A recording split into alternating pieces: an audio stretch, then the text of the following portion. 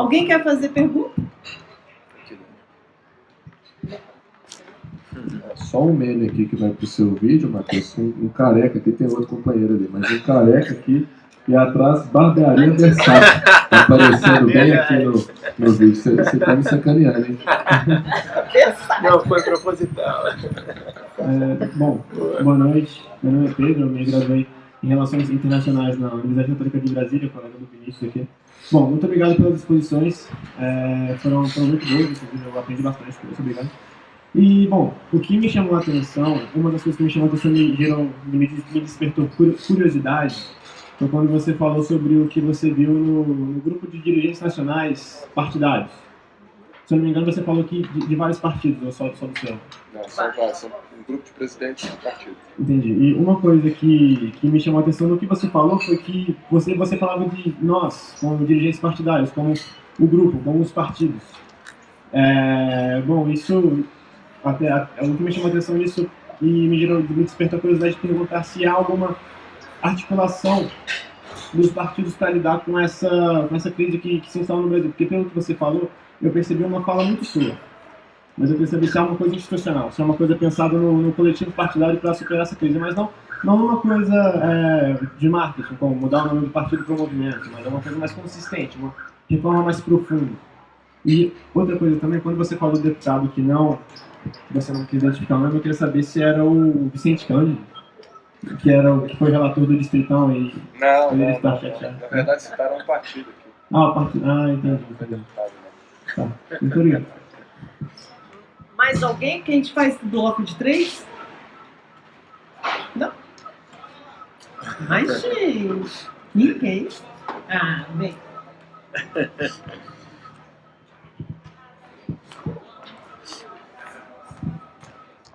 Boa noite, meu nome é Andressa, cientista política, também fiz relações internacionais. Na verdade, eu não queria fazer uma pergunta, eu queria fazer um contraponto para vocês, talvez mais para o Felipe, no sentido quando ele fala que ele é a favor de um multipartidarismo, é isso? Não? Eu, na verdade, eu sou contra, eu sou mais da ideologia de um analista político chamado Leonardo Barreto, que ele fala que tem que ter as mortes de partidos que não representam mais a sociedade. Então, o problema não é criar partidos, mas sim não morrer aqueles que em tese, tipo, sei lá, PTB, aquele que não tem essas coisas. Então, eu acho que a justificativa de falar assim, a gente é um continente muito grande e por isso a gente tem que ter uma pluralidade. Sim, mas eu acho que a gente pode focar em outras formas de... Desculpa, nervosismo de falar microfone. Mas de pensar outras formas de tentar trazer os partidos para que se sintam, sim, representados pela população, que não seja você, sei lá, levar para uma pessoa, né? Porque como vocês falam que a gente discute... Não, eu vou parar por aqui, depois eu... Era só para isso completando. Mais alguém, por favor? Amanda. Boa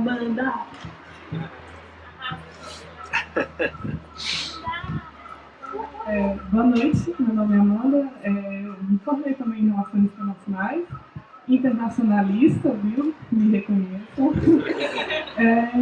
Eu não sou uma crítica, não sei se vai virar uma pergunta, mas é porque vocês disseram muito sobre a questão da população não ter informação e também a questão dos partidos não souberem se identificar, né, da questão de ideologia. E eu parei para pensar, na faculdade a gente aprendeu que as pessoas também elas são influenciadas pela opinião alheia, entendeu? A questão da família influenciar na opinião de política, de ideologias, na igreja. Então, assim, eu sinto que a população também ela não tem a questão cultural de ir atrás de política, assim, na minha opinião, claro. Mas eu não vejo política empregada na cultura brasileira, sabe?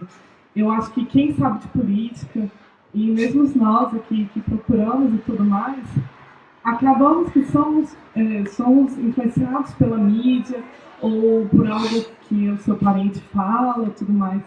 Então, assim, é só mais um ponto assim, a levar que falta essa questão cultural e que a gente também acaba sendo influenciado por isso.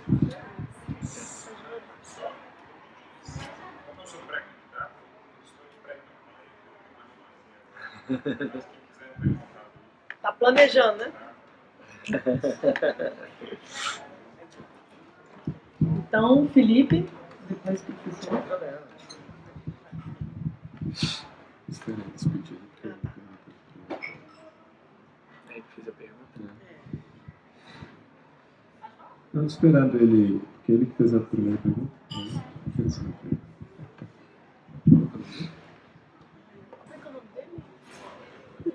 Pedro.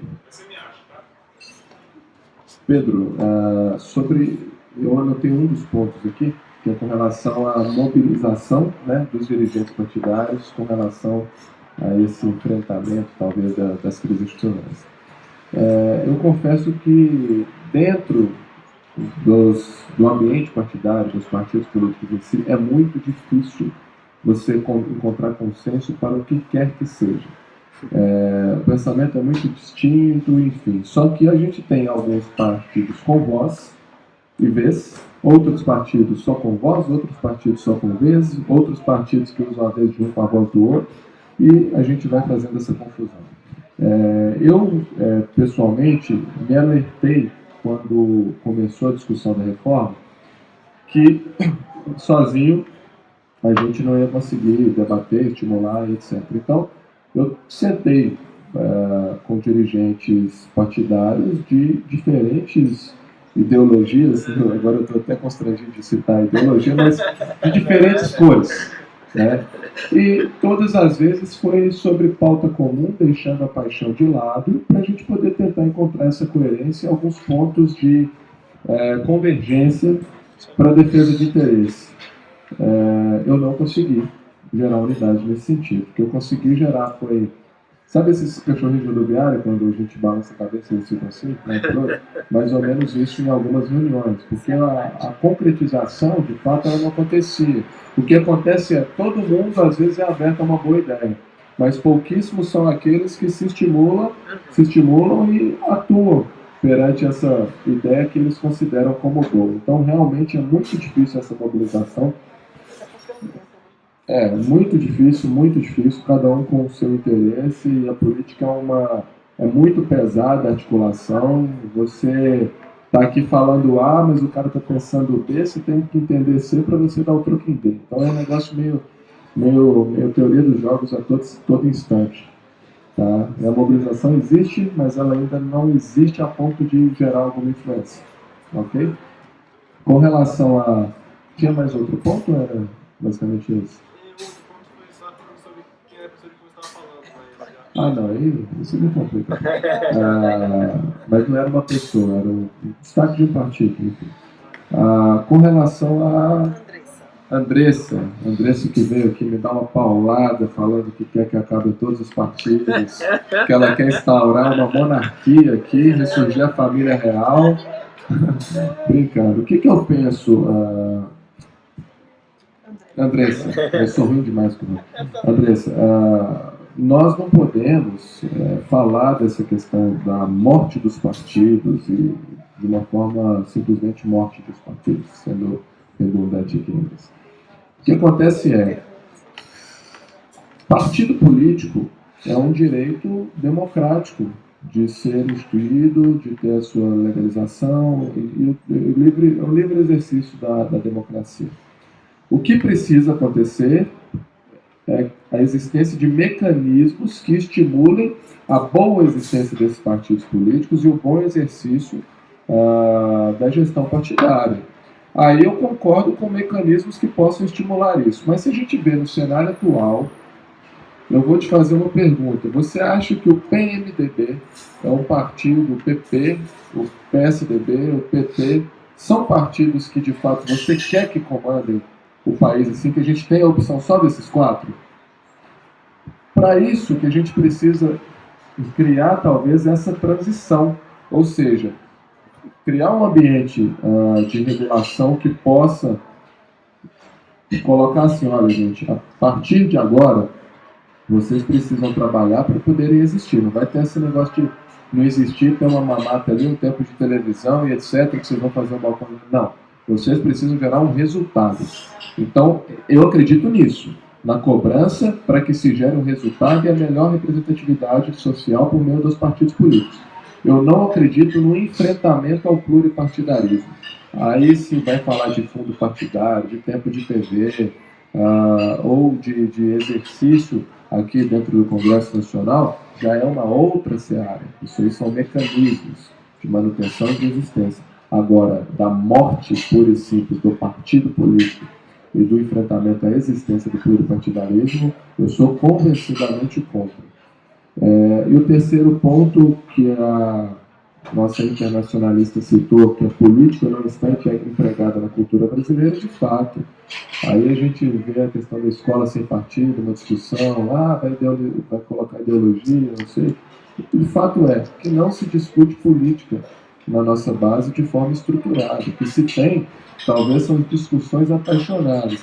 Em toda a eleição aqui, da criancinha até o mais idoso, todo mundo toma parte de alguém na política. Pouquíssimos são aqueles que se colocam totalmente diferentes da política.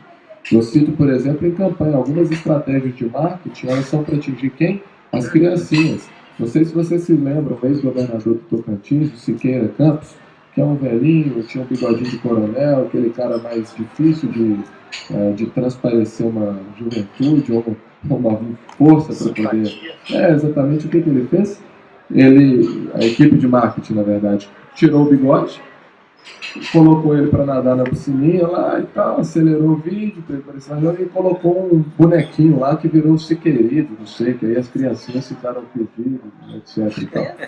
Então, assim, você vê que existe a consciência, talvez não de escolha política, mas existe o interesse na política, se é como um jogo de futebol ou se é como uma gincana, não sei. Mas o que a gente precisa realmente é fazer com que se empregue a política qualificada, racional e sem direcionamentos ideológicos, mas de entender a política em si dentro das nossas bases para a gente poder tentar pensar em uma geração mais bem informada. Bom, em relação ao primeiro comentário, eu acredito que o seu questionamento tem a ver diretamente com um outro problema dos partidos brasileiros, já foi citado aqui, que é a falta de democracia interna dos partidos. Eu participei de um seminário na última quarta-feira no TSE, um debate com um jurista e um cientista político sobre esse tema. O debate durou 1h40, mais ou menos, sobre democratização interna dos partidos, como democratizar os partidos. E o consenso foi, é necessário. Agora eu te pergunto, houve alguma resposta? Não. Não houve resposta por quê? Porque o jurista, um professor, colocou aquilo que está na Constituição. Ora, o artigo 17, parágrafo 1º, diz que os partidos têm autonomia para definir sua estrutura interna. Portanto, quer dizer, os partidos são uma entidade que ela tem uma função mista, ela tem uma definição mista, porque em tese ela é privada, mas ela exerce uma função pública, portanto ela é meio mista, mas ela tem essa autonomia. Então, desde que não infrinja aqueles princípios que estão no caput do artigo 17 e no artigo 1º desse mesmo artigo, que é o pluripartidarismo, a democracia, soberania nacional, etc., qualquer um cria um partido. E cria, entre aspas, é claro, né, jeito de falar, considerando-se as regras, cria do jeito que quiser. Então, e aí tem a questão dos comitês internos, dos diretórios temporários, converte, não converte, etc. E do ponto de vista político, também é complicado, porque é aquela coisa que o professor citou antes. Quer dizer, e aí, de novo, tomando a liberdade de usar aqui expressões mais populares, talvez, quer dizer, ninguém quer largar o osso.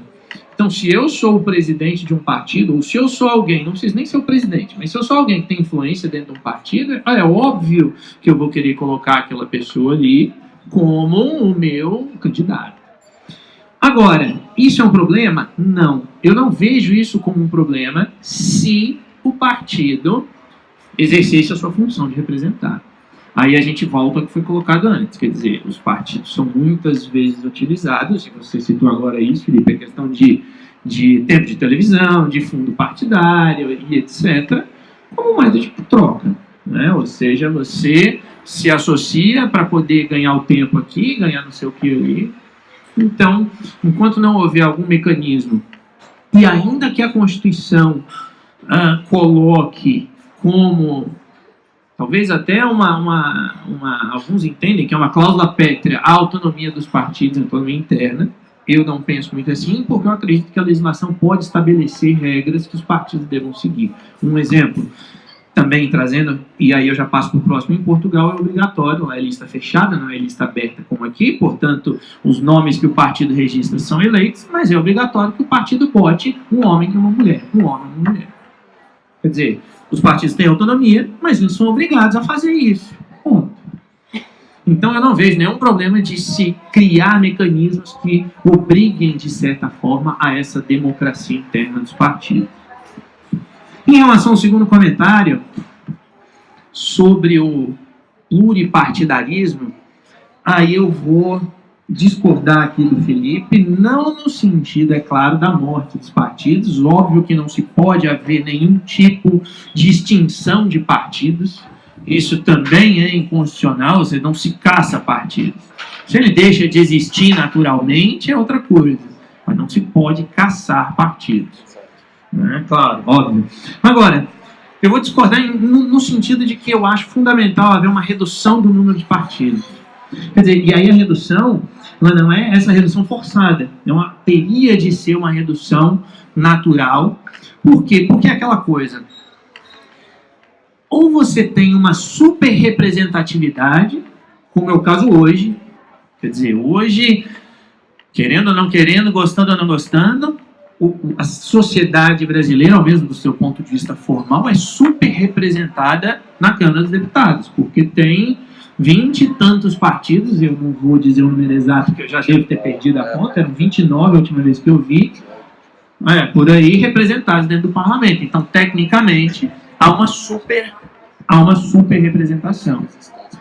Agora, a questão é aquela linha, de um lado, em um extremo, você tem a representatividade total, do outro lado, você tem a governabilidade.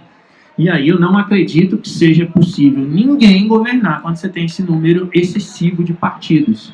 Quer dizer, número de partidos, repito, não do ponto de vista formal, mas do ponto de vista de atuação. Eu li um estudo de um cientista político da Irlanda, em que ele usa um software para calcular a efetividade dos partidos. E aí, dos 29 lá, na verdade, ele coloca que o Brasil tem 14 partidos efetivamente dentro da Câmara. Só que a média do mundo é 4. Ou seja, está muito acima. Né? Então, quando eu coloco assim, aí a discordância é nesse sentido, quer dizer, não é obviamente acabar com partidos, não é extinguir, não é impedir a criação de novos partidos, como foi citado aqui, os Estados Unidos têm muito mais partidos que o Brasil, e não há problema algum nisso. O problema é na hora de governar, na hora do vamos ver quantos partidos tem. Seja 2, 3, 4 é um número que você consegue manter a governabilidade. E aí você vai me dizer assim, mas então você só está pensando na governabilidade, não na representatividade? Não, porque eu pergunto, um país como a Inglaterra, o Reino Unido, que atualmente tem 3 partidos principais dentro do parlamento, ou os Estados Unidos, que acho que todos sabem que tem uns 2, deixam de ser representativos por isso? Quer dizer, aí, voltando ao que eu falei no início, a ideologia partidária não é para definir todo e qualquer ponto da vida social. É para dizer 5 itens ali, ou 5 pontos que o partido vai ser firme naquilo dali. Agora, outros elementos, é óbvio que os partidos precisam ser maleáveis, como também já foi citado aqui, dada a questão, né, da diversidade brasileira. E, por fim, a questão da influência. Quer dizer, do mesmo jeito que as pessoas são influenciadas, elas podem influenciar. Então, eu acredito que, se por um lado, e aqui até em tom de crítica, eu acredito que a mídia brasileira, de uma maneira geral, peque muito na sua função social como concessão, as televisões como concessões que deveriam ter uma contrapartida. Quer dizer, Eu fico imaginando aqui uma novela da Globo, por exemplo, tratando sobre esses temas em algum momento. Mesmo que de uma forma talvez simplificada, mas enfim. Como ocorreu em outros temas que as novelas já abordaram e que são temas polêmicos, importantes, etc. Mas eu acredito que do mesmo jeito que somos influenciados, óbvio, influenciamos. E aí eu acho que essa construção de uma consciência política que não existe aqui, ela precisa ser feita por aqueles que têm esse mínimo de consciência. Né? Até mesmo para não cair naquela coisa de achar que de que adianta eu pegar e conversar com ela se não vai adiantar nada. Né? Ou seja, esse eu acho que é um outro problema dessa consciência, dessa falta de consciência, como eu falei antes. Eu não gosto muito de chamar de consciência, porque às vezes dá a impressão de superioridade e tal, né? Eu sou consciente, o outro é inconsciente, mas é mais no sentido de uma responsabilidade com essa visão coletivista, de certa forma, e que é fundamental, eu acho que precisa ter. Não tem como mudar isso se as pessoas continuarem a acreditar que basta eu ir lá, como eu disse antes, votar e pronto, fiz minha parte. Ou que há, como eu ouvia várias vezes quando eu ia dar aula, né, 90%, 80% dos meus alunos falavam assim, a política não se discute. Né, que é aquela coisa de política, religião e futebol, ao contrário. Quer dizer, qual é o conceito de política? O conceito de política é o exercício de relações de poder. Então, se eu sou uma criança e eu falo, um adolescente, falo com meu pai, olha, eu quero sair hoje, chegar à meia-noite. Ele diz, não, vamos chegar às 10. Aí no final a gente combina que chega às 11, e isso é uma relação política. Eu gostava de brincar com isso na aula e dizer, olha, se você está com seu namorado, sua namorada, e vocês estão definindo se vocês vão viajar para São Paulo ou para o Rio, não importa quem ganhe, né? Mas, quem ganha entre aspas, claro, mas isso é uma relação de poder. Então, a relação, ou a política, ela está presente, eu diria, no dia a dia, todos os dias de todo mundo, porque em algum momento, quando você vai comprar esse açucareiro e o cara diz, é R$10, e você diz, não, eu quero te dar 8, você aceita? E aí ele diz, beleza, isso é uma relação política. Ou você diz, eu vou dar 8, ele diz, não, é 10, e você vai lá e dá os 10, isso é uma relação de poder. Portanto, as relações de poder estão presentes, e a questão é compreender de que maneira é possível trazer aquelas relações de poder que nós propriamente chamamos de políticas e que estão relacionadas ao poder político para o dia a dia. Quer dizer, é virar e dizer, ou melhor, é não dizer que a culpa é deles, a responsabilidade é deles, quando o Felipe estava falando aqui um pouco antes sobre essa questão do envolvimento. Quer dizer, é muito fácil sempre colocar a culpa no deputado, como você falou da criminalização do deputado ou do partido, ou do que for. Agora, esses indivíduos não se materializaram do nada. Eles não surgiram do nada um belo dia, agora eu sou deputado e ponto final. Quer dizer, então, toda essa volta para dizer que a influência ela é recíproca. E é uma relação de poder recíproca, que é o tipo de poder ideológico, quando você usa as ideias para convencer o outro. Portanto, é um poder ideológico que todo mundo tem, e aí é a questão de se utilizar isso para poder iniciar uma mudança que é de longo prazo.